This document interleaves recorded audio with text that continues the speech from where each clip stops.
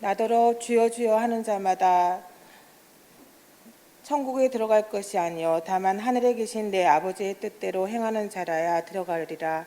그날에 많은 사람이 나더러 이르되 주여 주여 우리가 주의 이름으로 선한 선지자 노릇하며 주의 이름으로 귀신을 쫓아내며 주의 이름으로 많은 권능을 행하지 아니하였나이까 하리니 그때에 내가 그들에게 밝히 말하되 내가 너희를 도무지 알지 못하니 불법을 행하는 자들아 내게서 떠나가라 하리라. 이는 주님의 말씀입니다.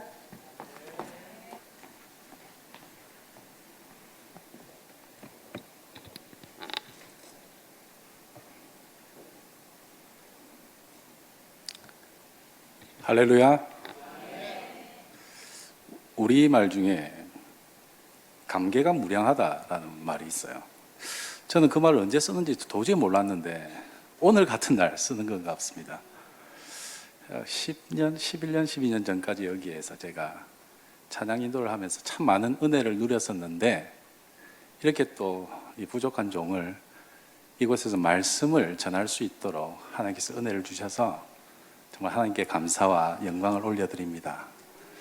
더불어 저희 예인교회가 마음껏 예배 드릴 수 있는 장소를 또 이렇게 관심 가져주시고 후원해 주신 우리 제주 충신교회 이 자리를 빌어서 다시 한번 감사를 드립니다. 하나님께서 더욱 귀한 은혜로 갚아주실 줄 믿습니다. 이제 말씀을 전하도록 하겠습니다.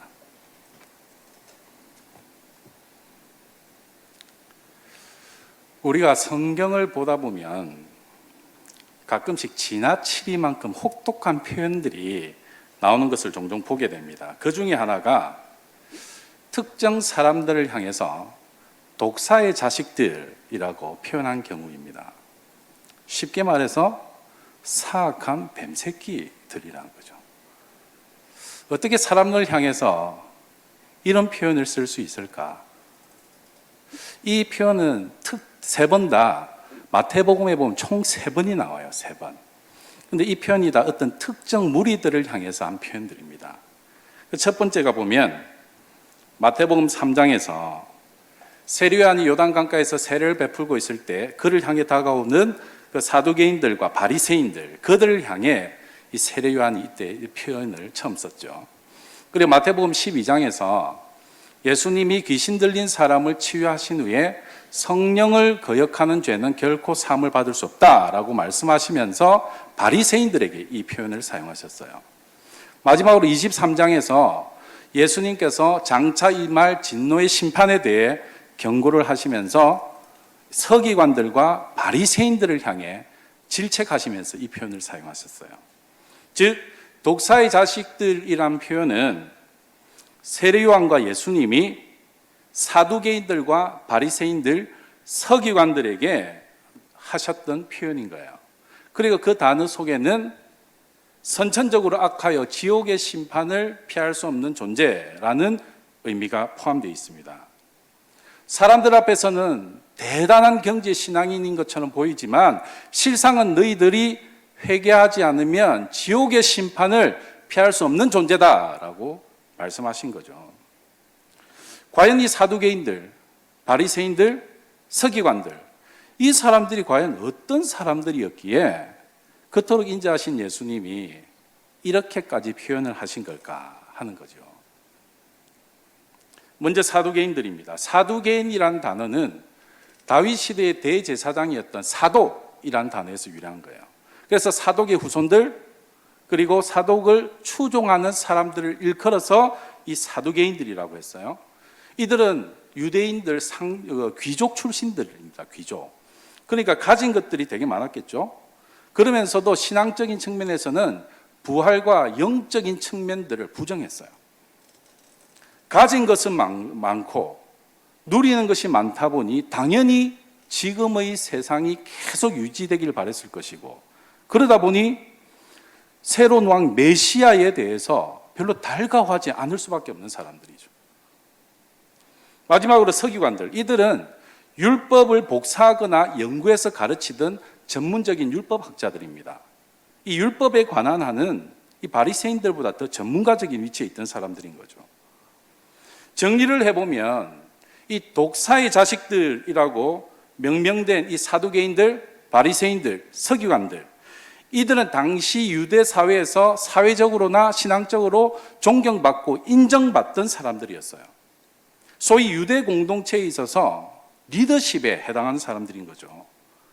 그 중에서도 세 번의 사건에서 모두 다 언급되고 있는 이 바리새인들, 이들은 유대인들에게 가장 강력한 영향력을 끼치는 사람들이었습니다. 그런데 왜 예수님은 유독 이 바리새인들에게 그렇게 모질고도 혹독한 비판을 가하셨을까 하는 거죠. 사실 우리의 상식의 기준으로 본다면 이 바리새인들이 그리 손가락질 받을 만한 큰 죄를 지은 사람들이 아니잖아요. 다른 사람들에게 피해를 주지 않았잖아요, 이 사람들은. 오히려 강도, 살인범, 도둑, 이런 사람들이 자신의 이익을 위해서 다른 사람을 해코지 했으니까 그 사람들이 오히려 더 심판받아 예수님께 더 가혹한 비판을 받아 마땅하지 않느냐는 거예요. 그런데 예수님께서는 십자가에 못 박혀 돌아가신 그 고통의 순간 중에서도 옆에 함께 매달려 있던 강도, 사형이라는 그 집행을 당할 수밖에 없을 정도로 끔찍한 죄를 지은 그 강도에게는 구원의 은총을 베푸실 정도로 관용을 보이셨으면서 왜 이 바리새인들에게는 그토록 가혹한 반응을 보이시느냐 하는 거예요. 바리새인들 입장에서 보면 너무 억울한 것 아니겠습니까? 하나님이 지키라고 명하신 그 율법, 그것을 열심히 지킨 그 사람들 아닙니까? 오히려 그 열심과 노력으로 치자면 예수님께 칭찬받아 마땅한 사람들 아닌가요? 당시 유대 민족을 이끌어가던 영적인 리더십, 그 엘리트 신앙인들이 이 바리새인들이었어요. 그런 그들에게 세례요한과 예수님은 용서의 여지라고는 없이 독사의 자식들이라는 이름까지 써가면서 가혹한 비판을 하고 있는 거예요. 여러분, 신앙의 열심만큼 누구보다도 뛰어났던 그들입니다. 그런 그들에게 예수님이 이런 가혹한 비판을 하셨다면 지금 우리에게는 예수님이 뭐라고 말씀하시겠습니까? 나는 과연 이 사두개인들, 서기관들, 바리새인들의 범죄에 들지 않는다라고 자신 있게 이야기할 수 있겠습니까? 오늘 말씀을 보면 우린 누구나 다 이 말씀에 해당될 수 있다는 것을 알게 됩니다. 먼저 본문 7장 21절 말씀, 다시 한번 우리 다 같이 한 목소리로 읽도록 하겠습니다. 나더러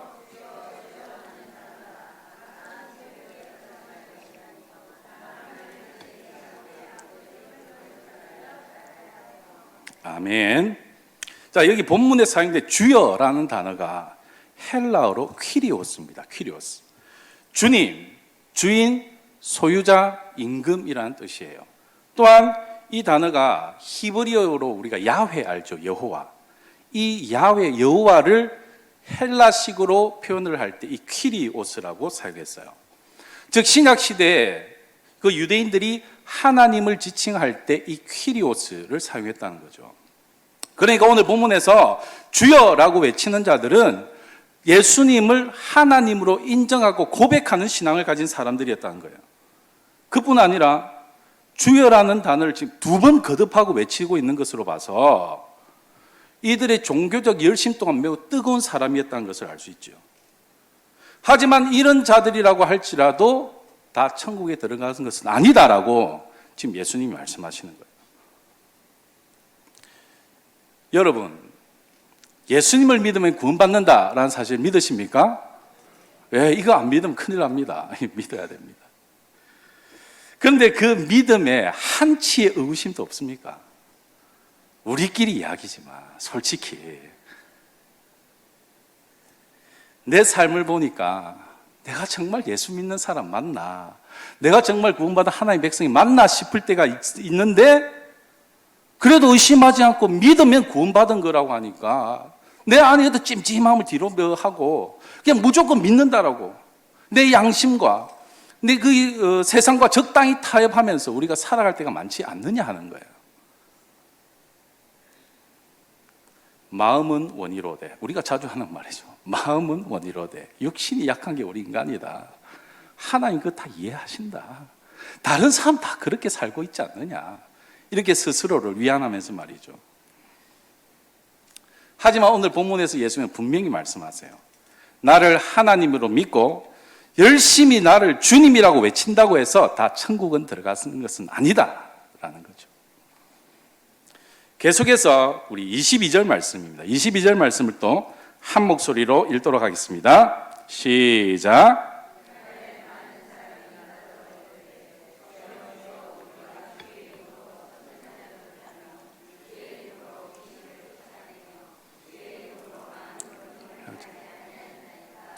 아멘. 이 22절의 내용 보니까 훨씬 더 심각해지죠. 주여 주여 하는 자들이 단순히 그냥 교회만 왔다 갔다 하는 사람들이 아니었다는 거예요. 주의 이름으로 예언하고 주의 이름으로 귀신을 쫓고 주의 이름으로 권능을 행한 사람들이라는 겁니다. 적당히 주일 예배만 돌아가는 그런 형식적인 크리스찬들이 아니라 열정을 가지고 많은 교회 일을 감당했던 사람들이라는 거예요. 그들 본인도 평생 동안 열심히 주의 일을 열심히 잘해왔다고 생각하고 있었어요. 그래서 자신들의 그 구원에 대해서 한치의 의구심도 가져본 적이 없었는데 막상 주님 앞에 서 보니까 주님이 그게 하나님과 아무런 상관이 없었어 라고 지금 말씀하시는 거죠. 아니 이런 날벼락 같은 소식이 어디 있습니까? 도저히 납득할 수 없는 그들로서는 지금 예수님께 왜 내가 구원받지 못하느냐고 지금 따져 묻고 있는 거예요. 지금. 하지만 예수님은 이들의 질문에 대해 23절에서 분명한 어조로 말씀하시죠. 내가 너희를 도무지 알지 못하니 불법을 행하는 자들아 내게서 떠나가라.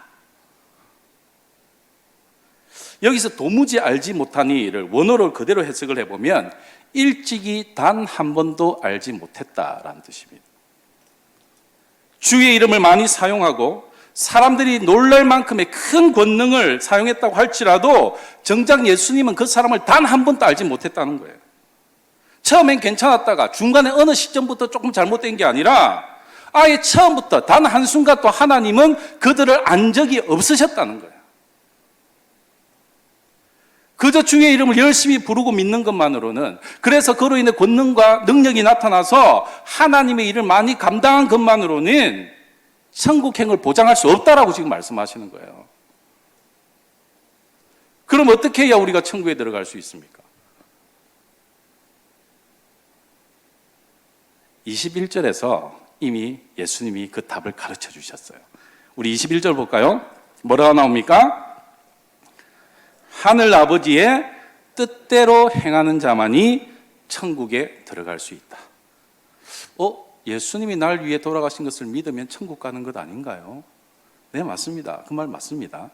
하지만 그 말은 구원을 이루는 데 있어서 매우 중요한 출발점이긴 하지만 구원의 전부를 이야기하지는 않아요.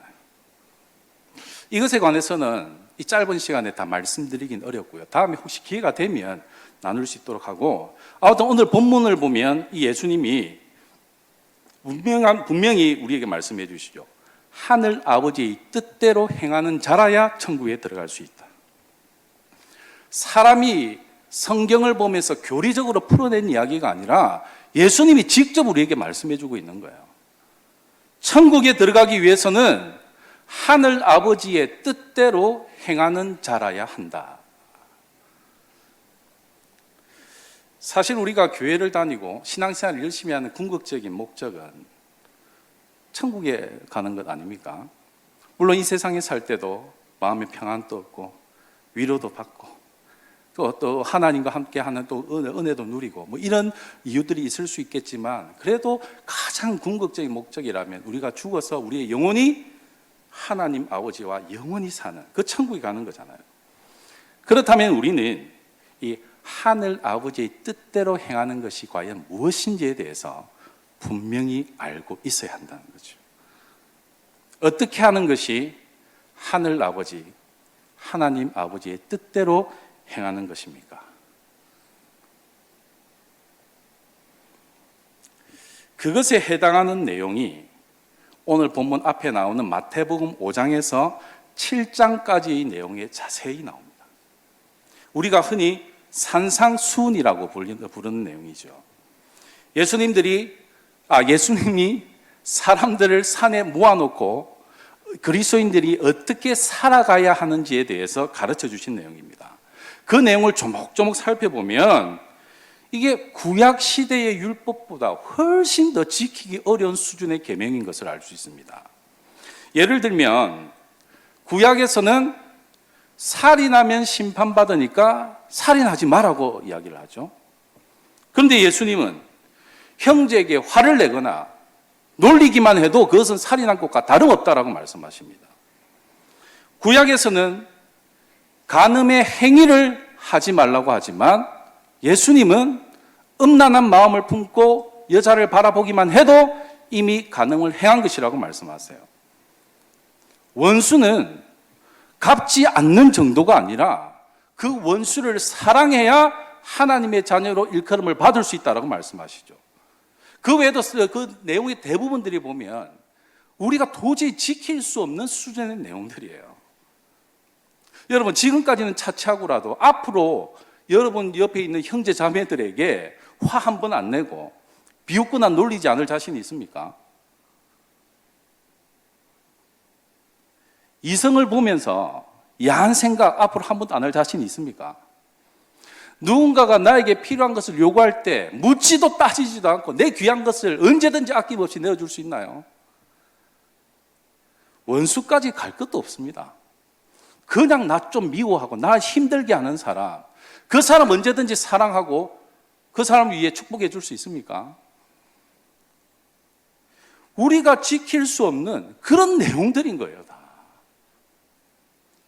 이런 내용들이 7장 14절까지 계속되다가 15절부터는 좋은 나무는 좋은 열매 맺는 것이 당연한 것이니 말로만이 아니라 삶 가운데 맺혀지는 그 행동의 열매를 보고 하나님이 판단하시겠다라고 말씀하세요. 그러면서 오늘 본문으로 그 내용이 쭉 이렇게 자연스럽게 이어지죠. 이것을 정리를 다시 해보면 구약 시대의 율법보다 훨씬 더 지키기 어려운, 도저히 우리가 지킬 수 없는 수준의 그 계명들을 다 지키는 것이 하나님 아버지의 뜻이며, 그렇게 살지는 않으면서 나는 구원받은 백성이라고 착각하고 자신의 신앙의 열심만 내고 있는 사람들을 예수님은 외면하실 수 있다라는 내용인 겁니다. 누가 이 말씀에서 자유할 수 있겠습니까? 이 세상 그 누구도 이 산상수훈의 내용을 다 지키며 살아갈 수 있는 사람이 없어요. 우리가 육신을 옷 입고 살아가는 한은 우리 안에 있는 내 자아가 끊임없이 나를 드러내고 싶게 만들고, 나를 미워하고 나를 힘들게 하는 사람을 끊임없이 미워하고 정죄하게 만듭니다. 죄를 행동으로 대놓고 드러내는 것은 좀 참을 수는 있을지 몰라도 그런 마음을 전혀 품지 않고 살아갈 수는 없는 법이죠. 그렇기 때문에 아무리 나는 예수를 믿으면서 구원받았다라고 스스로는 확신한다고 하더라도 삶 가운데 이 하나님의 뜻을 온전히 행하지 못하며 살아가는 우리로서는 예수님 앞에 섰을 때 언제든지 내가 외면받을 수 있는 사람일 수 있다라는 그런 경고의 말씀을 지금 우리에게 주시는 겁니다. 그럼 어떻게 해야 되겠습니까? 어떻게 하면 하나님 아버지의 뜻대로 살아갈 수 있겠습니까? 답은 아주 간단해요. 예수님이 하시면 됩니다. 예수님이 내 삶의 주인으로 역사하시면 가능해져요. 부활하신 예수님이 내 안에 살아계심을 믿으십니까? 그분이 정말 내 삶의 주인 되셔서 내 삶을 인도해 나가신다는 사실을 믿으시나요? 아멘이죠. 이것은 상상에만 존재하는 것이 아니라 실제입니다. 예수님은 실제로 내 삶의 인격으로 역사하시는 분이세요. 인격으로 역사하신다는 말은 지식적으로 이야기하시고 감정적으로 느끼게 하시며 의지적으로 행하게 하신다라는 거죠. 자, 생각해 보십시오. 예수님이 죄 가운데 넘어지셔가지고 정죄감 가운데 괴로워하는 게 이런 일이 있을 수가 있습니까? 그랬으면 안 되는데 또 죄를 지었네. 예수님이 그렇게 하실까요? 예수님이 하나님의 뜻과는 전혀 상관없는 삶을 살아가실까요? 분명 아닐까요? 그죠? 날마다 하나님의 뜻을 구하며 하나님이 기뻐하시는 삶을 너무나도 자연스럽게, 너무나도 당연하게 살아가실 거라는 거예요. 그렇다면 그 부활하신 예수님이 지금 내 안에 살아계신다면, 그래서 그 예수님이 정말로 내 삶의 주인 되신다면, 그래서 그분이 내 안에서 역사하신다면, 당연히 나도 하나님이 기뻐하시는 그 뜻을 너무나도 당연하게, 너무나도 자연스럽게 살아가고 있어야 정상이 아니냐는 겁니다. 그렇기 때문에 어떻게 해야 예수님이 내 삶의 주인 되시느냐, 이 질문이 우리 그리스도인에게 있어서 너무너무 중요한 질문인 거예요. 이 질문에 대한 분명한 답을 알고 그대로 행할 때 비로소 우리는 하나님의 뜻대로 살고 있다라고 말할 수 있는 것입니다. 자, 그럼 질문하겠습니다. 우리가 어떻게 하면 예수님이 내 삶의 주인이 되실까요? 어떻게 하면 예수님이 내 삶의 주인 되십니까? 이 대답도 정말 간단합니다. 내가 죽으면 됩니다. 좀 더 정확하게 말씀드리면 내가 이미 죽었음을 믿음으로 받아들이고 취하면 되는 거예요. 내가 죽는 것 외에는 답이 없습니다. 소망 없는, 하나님의 뜻대로 행할 수 없는 그러한 나의 소망 없는 자아는 죽어야 돼요. 그래야 예수님께서 내 삶의 진정한 주인으로 역사하실 수가 있고, 그럴 때 예수님이 내 안에서, 예수님이 주인으로 역사하실 때 그때서야 비로소 예수님이 내 안에서 친히 당신의 힘으로 하나님의 뜻을 내 안에서 이루어 가시는 거죠. 그것을 말씀하는 성경 말씀이 있잖아요. 갈라디아서 2장 20절 말씀. 이 정도는 다들 우리가 암송하고 있는 구절이죠. 갈라디아서 2장 20절 말씀 다 함께 암송하도록 하겠습니다. 시작. 내가 할렐루야. 네. 내가 사는 것이 아니요 오직 내 안에 그리스도께서 사시는 것이라. 이제 내가 육체 가운데 사는 것은 나를 사랑하사 나를 위하여 자기 자신을 버리신 하나님의 아들을 믿는 믿음 안에서 사는 것이라. 아멘. 아멘. 많은 분들이 이 말씀을 언젠가는 내가 도달해야 할 신앙의 목표로 생각합니다. 아직은 내가 안 죽어서 그래. 아직은 내가 덜 죽어서 그래. 하지만 열심히 신앙생활 하다 보면 언젠가는 내가 완전히 십자가에 못 박혀 죽는 날이 올 거야. 그때가 되면 하나님이 기뻐하시는 그 삶을 내가 살 수 있겠지? 이렇게 여기는 거예요. 그러면서 지금 내가 부족한 신앙의 이 모습을 그렇기 때문에 당연한 거라고 이렇게 스스로를 위안하고 합리화를 하는 거죠. 근데 하지만 여러분, 그것은 완전히 잘못된 생각입니다. 그리스도인이란 내 안에 계시는 그리스도께서 주인 되시는 사람을 말하죠. 내가 주인 노릇하던 나의 자는 죽었고 이제 내 안에 계시는 예수님이 내 삶의 새로운 주인 되심을 고백하면서 그렇게 살아가는 사람이 그리스도인인 거예요. 그러므로 내가 아직 안 죽어서 그래. 내가 아직 덜 죽어서 그래. 언젠가는 완전히 십자가에 못 박힐 그날이 올 거야 라고 이렇게 말하는 것은 나는 아직 그리스도인이 아니야. 언젠가는 그리스도인이 될 거야. 이렇게 말하고 있는 거랑 똑같은 거예요. 내 입으로 나는 아직 그리스도인이 아니다라고 지금 고백하는 겁니다. 그게. 내 입으로 내가 아직 그리스도인이 아니라고 이야기를 하는데 어떻게 내 안에 그리스도의 은혜와 능력이 나타나겠습니까? 우리나라 말에는 완료형 시제가 없어요. 완료형 시제. 그런데 이 갈라디아서 2장 20절 말씀에 못 박혔다라는 표현을 원어로 찾아보면 이게 완료형 시제입니다. 지금 내가 못 박히는 것이 아니라 앞으로 내가 못 박힐 것이 아니라 2000년 전 예수님이 십자가에 못 박히신 그때 나도 함께 십자가에 못 박혔고 그 못 박힌 상태가 지금까지 쭉 계속되어져 오고 있고 앞으로도 계속될 것이다 라는 의미인 거예요. 이것은 하나님이 정하신 것입니다. 나의 상태와는 상관없이 하나님께서 우리를 그러한 존재로 그러한 상태로 보고 계신다는 거예요. 그것을 이야기하는 것이 로마서 6장 말씀이죠. 앞으로 죽으려고 애쓰고 노력하는 것이 아니라 이미 우리를 십자가에서 죽은 존재로 여기시는 그 하나님의 역사를 믿고 받아들이기만 하면 된다는 겁니다. 그것을 믿음으로 받아들이고 선포할 때 그때 십자가의 은혜와 능력은 나에게 실제가 되기 시작해요. 즉 갈라디아서 2장 20절 말씀은 그리스도인이 언젠가는 도달해야 할 신앙의 목표점이 아니라 신앙의 출발점인 겁니다. 출발점. 나는 아무리 애쓰고 노력해도 죄 가운데 계속해서 넘어질 수밖에 없는 너무나도 연약한 존재인 것을 잘 알기에, 그래서 나는 하나님의 그 구원받은 백성으로서 당연히 살아내야 할 그 신앙의 수준을 살아낼 수 없는 존재라는 것을 너무나도 잘 알기에 구주로 영접한 그 예수님을 이제는 나의 삶의 주인 되심을 인정하고 고백하면서 내 삶의 주인 자리를 내어드리는 것, 그것이 내가 예수님과 함께 십자가에 못 박혔다는 그 고백의 의미인 거예요. 여러분, 예수님을 모를 때는 예수님이 날 위해 돌아가셨다는 사실을 믿지 않는 것이 죄입니다. 하지만 예수님을 구주로 영접한 사람들에게 있어서 죄는 예수님을 의지하지 않고 내 힘으로, 내 노력으로 인생을 살아가고자 하는 거예요. 내 삶의 주인이 예수님이신데 내가 주인 노릇하며 살아가는 것, 이것이 그리스도인이 반드시 회개해야 할 진짜 죄인 것입니다. 말로는 주님이라고 부르면서 모든 것 다 내가 결정해놓고 다 판단하는 것 말입니다. 기껏 기도한다는 정도가 내가 어느 정도 다 정해놓고 하나님께는 동의만 구하는 것 말입니다. 내가 잘하고 익숙한 것 할 때는 예수님 생각도 안 하다가 다급할 때만 예수님 찾는 것 말이에요.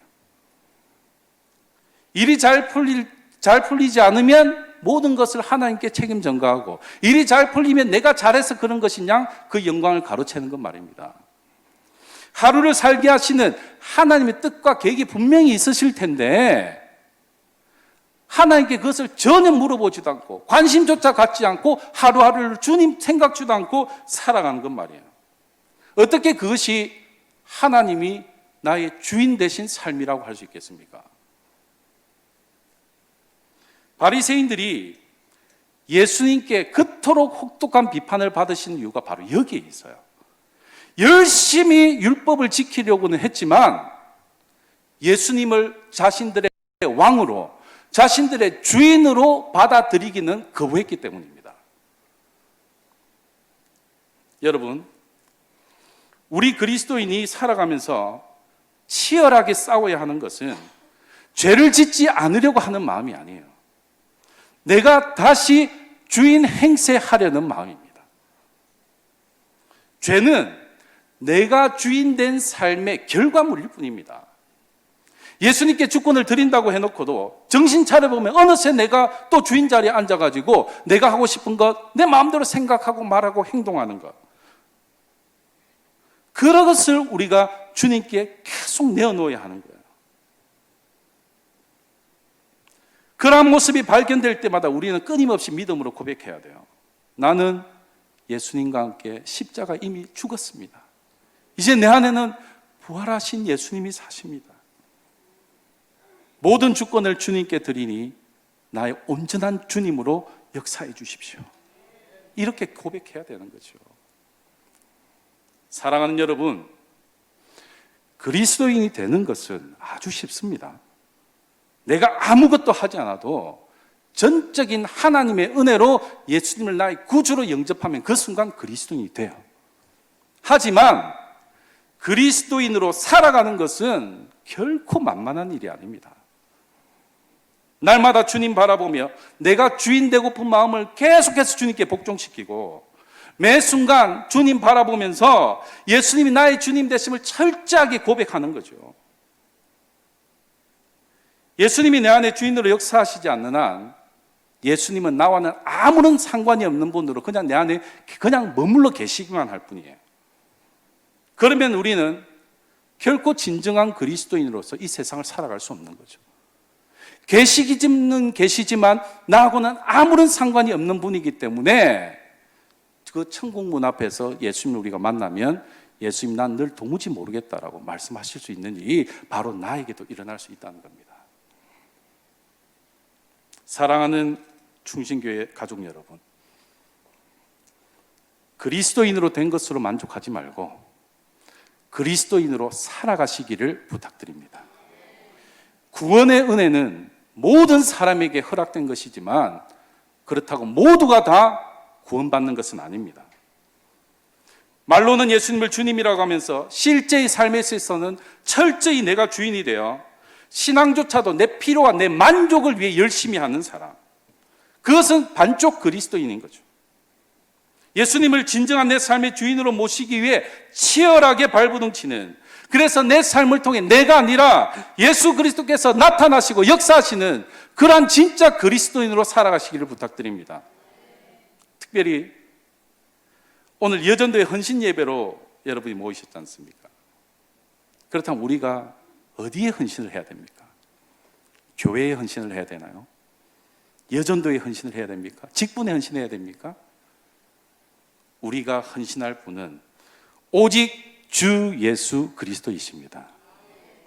나를 위해 죽으시고 부활하셔서 지금 내 안에 계시는 예수님, 내 삶을 친히 대신 사시기 위해 내 마음 한가운데 찾아오신 나의 왕, 나의 주 되신 그 예수님께 나의 모든 삶을 드리기로 결단하는 것, 그것이 진정한 헌신인 것이죠.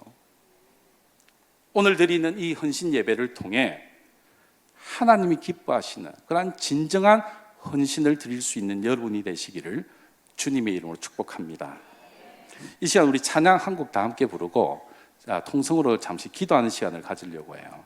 우리 다 아시는 찬양이죠. 내가 그리스도와 함께 찬양하겠습니다.